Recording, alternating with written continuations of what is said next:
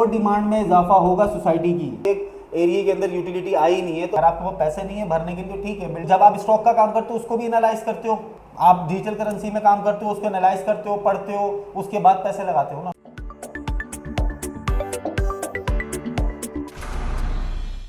अस्सलाम वालेकुम दोस्तों, मैं हूं फरहान अहमद प्रॉपर्टी क्वायर के प्लेटफॉर्म से। उम्मीद करता हूं आप सब खैर वाफिस से होंगे।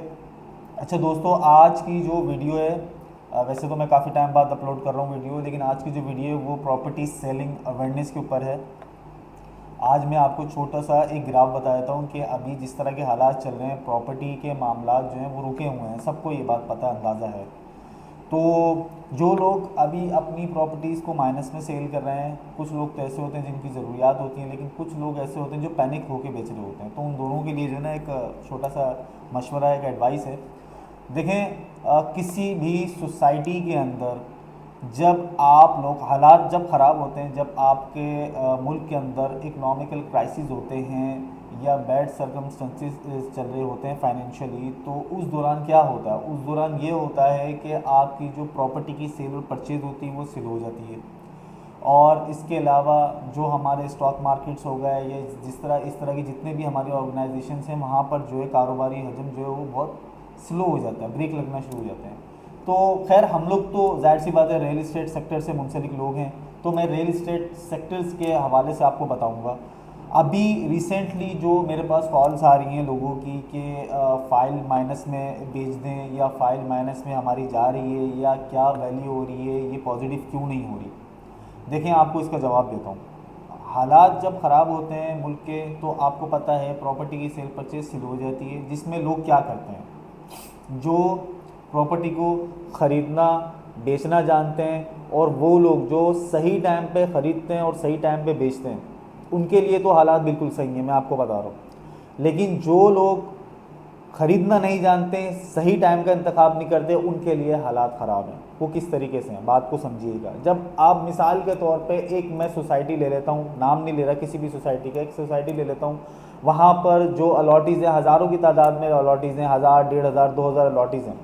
अब वो क्या करते हैं, सबको ये बात पता है कि जब आप कोई भी इंस्टॉलमेंट के ऊपर लेते हैं चीज़, तो वो फ्यूचर इन्वेस्टमेंट होती है, वो लॉन्ग टर्म इन्वेस्टमेंट होती है, वो शॉर्ट टर्म नहीं होती।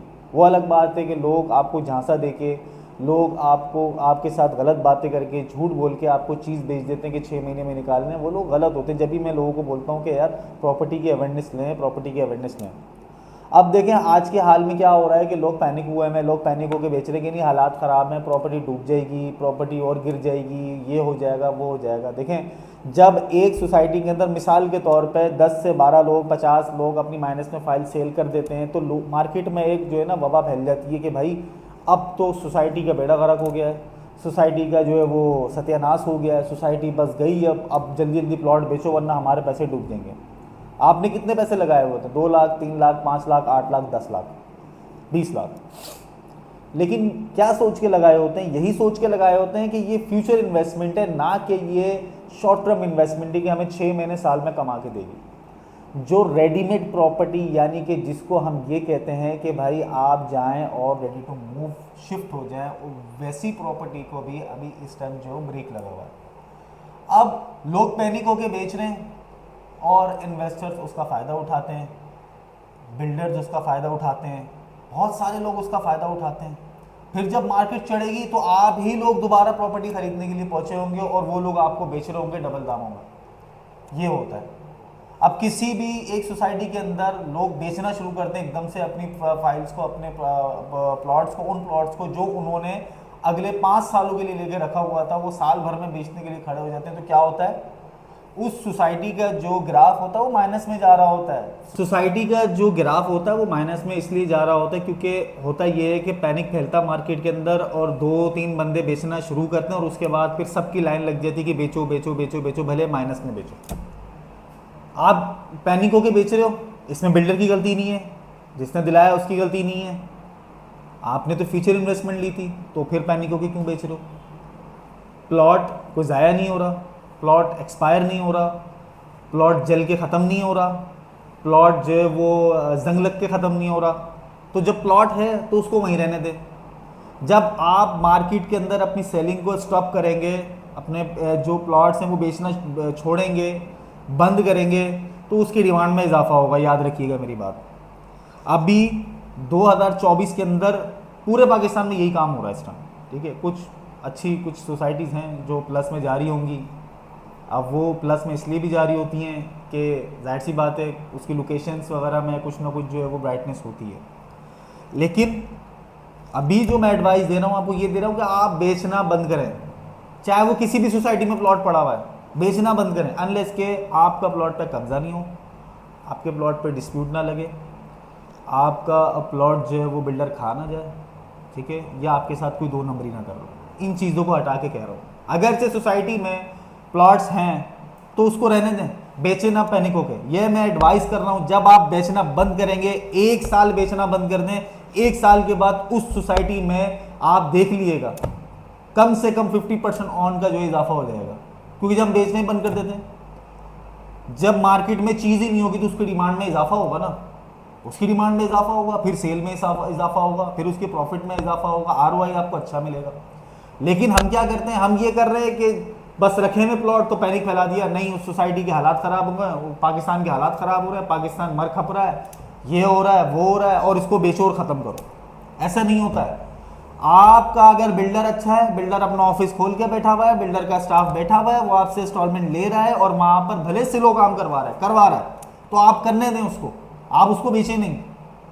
बहुत सारे लोग मुझे फ़ोन करके ये बात बोलते हैं हमारा प्लॉट बेच दो। भाई आपने अगर कोई चीज़ इंस्टॉलमेंट पे ली है, क्या सोच के ली है?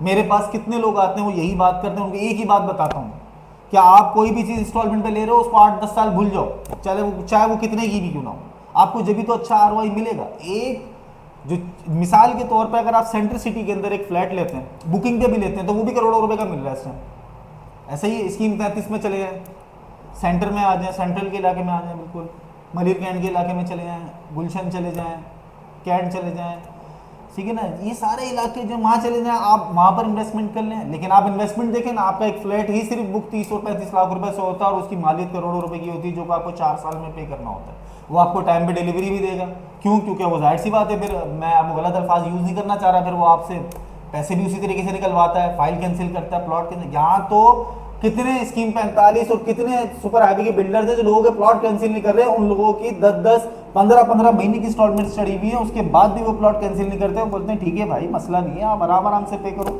आपको लेके चल रहे हैं वो अपने साथ, और वो काम भी कर रहा है बिल्डर।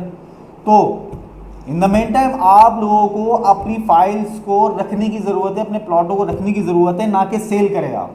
सेल छोड़ दें, स्टॉप सेलिंग छोड़ दें, बिल्कुल। सेलिंग छोड़ेंगे तो डिमांड में इजाफा होगा सोसाइटी की, चाहे ज़मीन बंजर ज़मीन क्यों ना पड़ेगी है, आपकी डिमांड में इजाफा होगा, आपको अच्छी सेलिंग पावर मिलेगी। प्लॉट को सेल करना बंद करते हैं, चाहे वो स्कीम 45 की प्रॉपर्टी है, चाहे वो सुपर हाईवे की। अगर कोई बंदा ज़रूरी बहुत ज़्यादा इमरजेंसी में और बेचता है, तो जाहिर सी बात है, ऑब्वियसली जब हालात ख़राब होंगे तो माइनस में जाएगी, प्लस में तो जाएगी नहीं, ठीक है। और जब हालात ख़राब होते हैं इंसान के, तो तभी माइनस में बेचता है, वरना तो किसी को नहीं वो होता कि यार बेचूं। लेकिन आप लोग, वो लोग जो पैनिक होकर सेल कर रहे हैं कि नहीं हमारे पैसा डूब जाएगा, ऐसा कुछ भी नहीं होता है। बिल्डर अच्छा होना चाहिए जहाँ आपकी इन्वेस्टमेंट हुई है, जो और अच्छे कंसल्टेंट का इंतखाब करें, वो आपको बताएगा कि ये प्रॉपर्टी को कितने टाइम आपने रखना है, 1, 2, 3, 4, 5, 10 साल।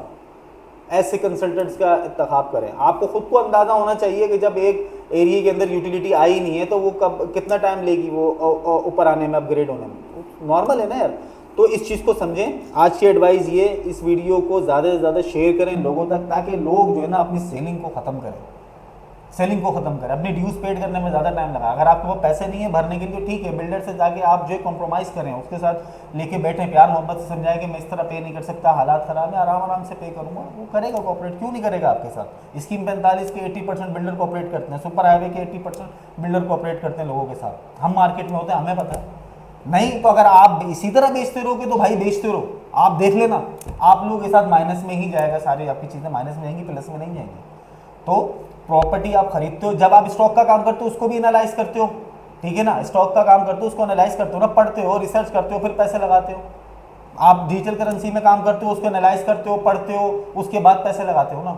तो भाई इसके अंदर इसको भी थोड़ा सा एनालाइज कर लो, इसको भी थोड़ा सा समराइज कर लो, उसको थोड़ा समझ लो। तो ये एडवाइस आप लोगों के लिए कि थोड़ा सा प्रॉपर्टी को आप पढ़ना रीड करना शुरू करें तो आपको आइडिया इस चीज़ का मिल जाएगा। और उम्मीद करता हूँ आपको इस वीडियो से इस्तेफादा हासिल होगा। और अगर किसी क्यूरीज हैं तो मुझे व्हाट्सअप कर सकते हैं और मेरे ऑफिस आ सकते हैं, मुझसे रब्ता भी कर सकते हैं। अस्सलाम वालेकुम।